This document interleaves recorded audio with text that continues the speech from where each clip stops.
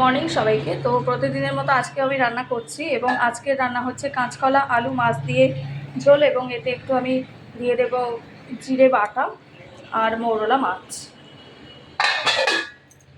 আচ্ছা, আর এখানে প্রেশার কুকারে আমি একটা আম দিয়েছি, আমের শরবত বানাবো বলে। আমটাকে একটু সেদ্ধ করে তারপর শরবত বানাবো।